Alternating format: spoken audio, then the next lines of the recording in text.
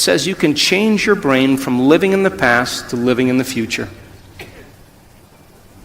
And can you fall in love with that vision to such a degree that you come out of your resting state and change guilt or suffering into inspiration and joy and gratitude?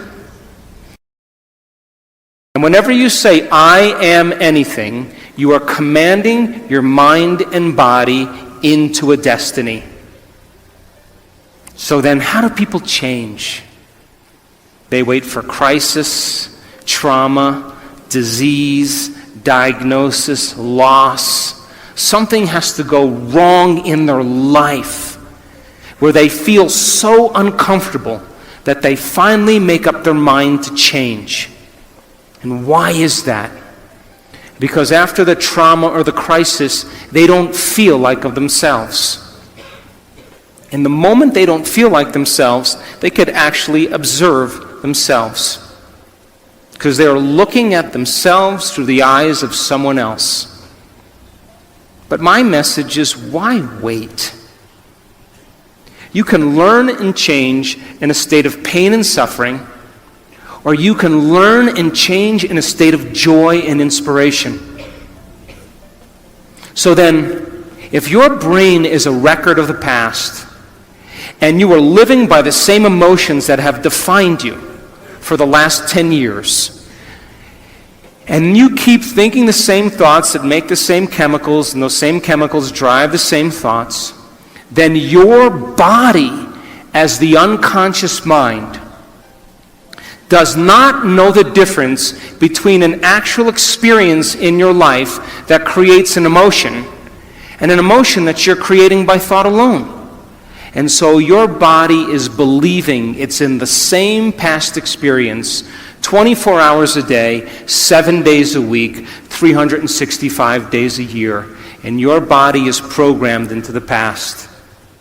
And you can't create a new future holding on to the emotions of the past. How many people understand what I'm talking about? So then, when you react to someone or something in your life, you have a choice. That when an event changes how you feel, there's a chemical change that's taking place in your body. And most people don't think they can control their emotional reactions.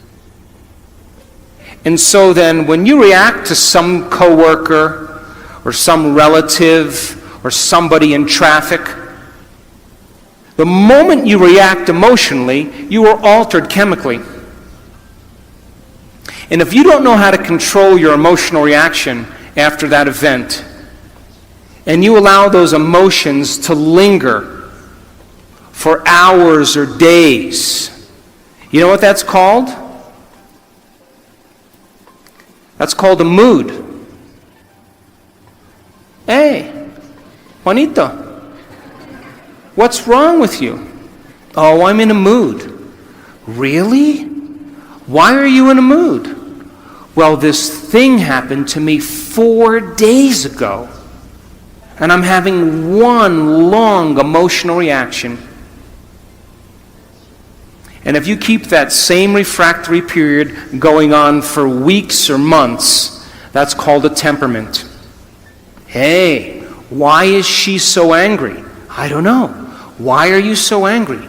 Why are you so bitter? Why are you so enchilada?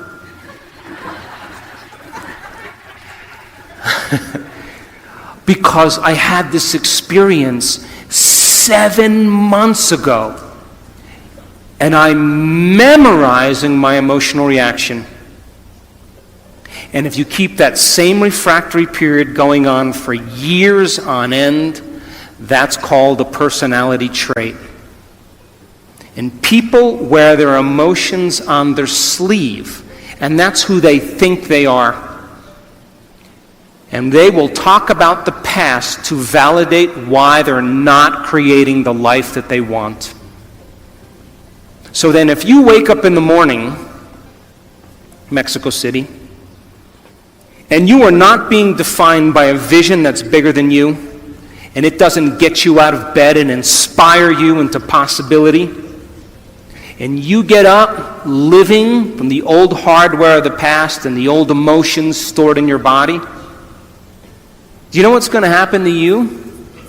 You're going to wake up and you're going to open your eyes and you're going to see the same people and go to the same places and do the exact same thing at the exact same time. And the moment you open your eyes, all of a sudden now, it's your external environment that's controlling how you think and feel.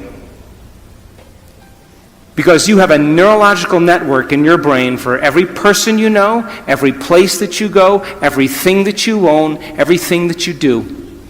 And the moment you open your eyes and you see the same people and go to the same places and do the exact same thing at the exact same time, it's your external environment that's turning on different circuits in your brain, causing you to think equal to everything that you know. And you told me you believe that your thoughts have something to do with your destiny.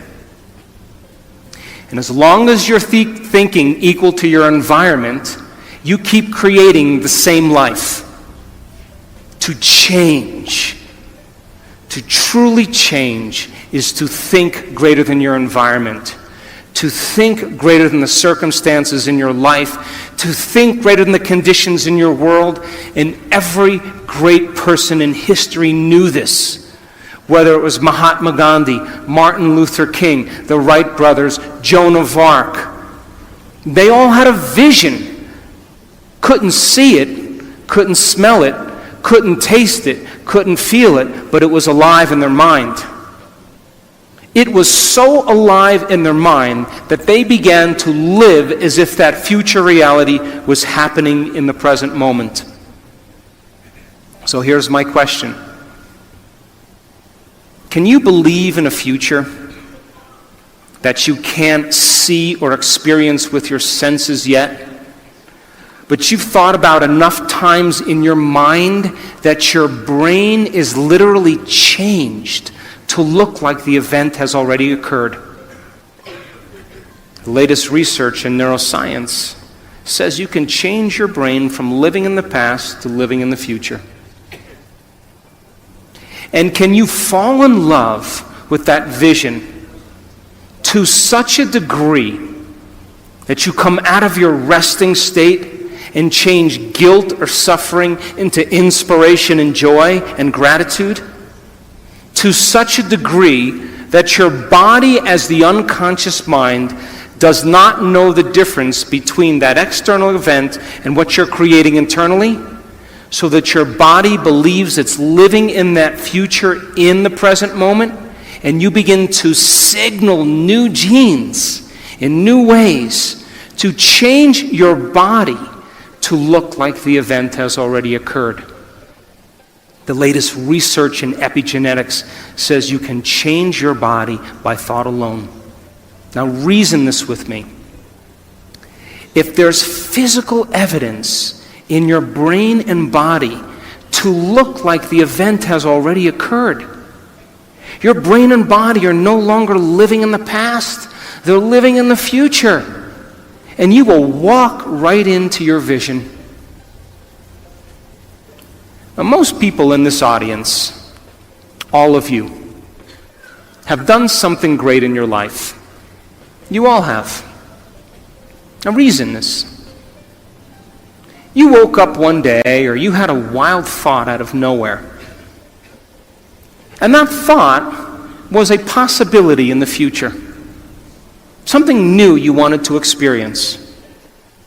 And the moment you started thinking about this experience, the moment you started contemplating this potential reality, you turned on a part of your brain called the frontal lobe, the crowning achievement of the human being. It's 40% of your entire brain. It is the creative center. And it has connections to all other parts of the brain. And the moment you said, what would it be like to be a leader? What would it be like to be successful? What would it be like to have this vision come true? The moment you asked that open-ended question, you turned on this part of the brain. Because the rest of the brain is just a bunch of automatic programs. And now the frontal lobe, the creative center, wakes up, and it has connections to the entire brain. It's the CEO, it's the boss, it's the symphony leader of the brain. And the moment you get creative, the frontal lobe begins to select different networks of neurons that are stored in your brain from things you've learned or experienced. And as you begin to think a what-if question, it begins to select these different networks and begins to seamlessly piece them together and making your brain fire in new sequences and in new patterns and new combinations. And whenever you make your brain work differently, you're changing your mind. Because mind is the brain in action. Mind is the brain at work. And the moment those neurons fire in tandem, you get a picture in your mind, a hologram, a vision, an abstraction. And for those people who are passionate, that thought that they're thinking begins to create an elevated emotion. They become inspired. They feel enthusiastic, in theos, filled with God. They become passionate. They started to open their hearts. And all of a sudden, they're combining a clear intention with an elevated emotion. And it's the combination of a clear intention and an elevated emotion in our research over and over again that proves then the person now is changing fundamentally, changing biologically, changing internally. And their brain and body are moving from living in the past into living in the future.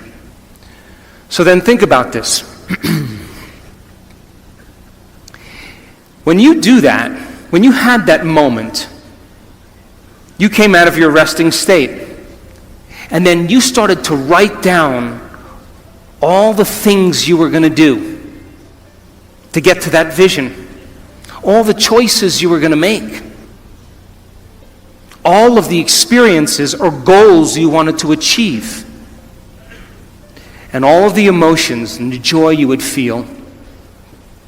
And when you were doing that, you were setting your sights towards that destiny. And then you did something really brilliant. You wrote down the choices you weren't going to make. You became aware of the behaviors you weren't going to demonstrate. You began to review certain experiences you wanted to stay away from. And then you looked at the emotions that would bring you to a lower level. And you began to separate the old self from the new self. And when you begin to do that, and you're observing the old self, it means you're no longer the program. Now you're the consciousness observing the program. And that's when you begin to objectify your subjective self.